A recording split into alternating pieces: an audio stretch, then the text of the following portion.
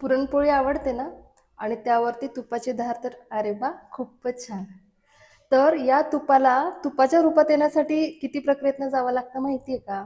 अगोदर दुधाची साय काढतो, नंतर ती सायचं परत आपण लोणी तयार करणार. लोणीचं नंतर मग आपण गॅसवरती पातेल्यामध्ये लोणी ठेवून त्याला किती वेळ कढवणार, त्याला आगीचे चटके देणार, त्यावेळेस ते तुपामध्ये रूपांतर होतं.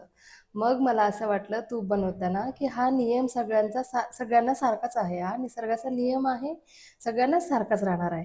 जसं की आपण एखादं ध्येय ठरवलं, मग त्याला आपल्याला यश मिळवण्यासाठी आपल्याला काय वाटतं, आपल्याला यश लगेच मिळायला पाहिजे, पण नाही. हा नियमच आहे, की काही बनण्यासाठी, काही होण्यासाठी या काही प्रक्रिया आहेत, त्या पूर्ण झाल्याच पाहिजे. त्या प्रक्रियेतनं आपल्याला जावंच लागतं. त्याचप्रमाणे आपण एखादं ध्येय ठरवलं ना, तर आपल्याला अपयश, टीका या प्रक्रियेतनं जावंच लागणार आहे. भरपूर आपल्याला कष्ट करावंच लागणार आहे. त्यावेळेस आपल्याला कुठेतरी यश मिळेल. त्यामुळं लक्षात ठेवा, हा नियम सगळ्यांना सारखा आहे. त्यामुळे आपले ध्येय ठरवायला विसरू नका आणि ध्येय पूर्ण करायला पण विसरू नका. हो ना?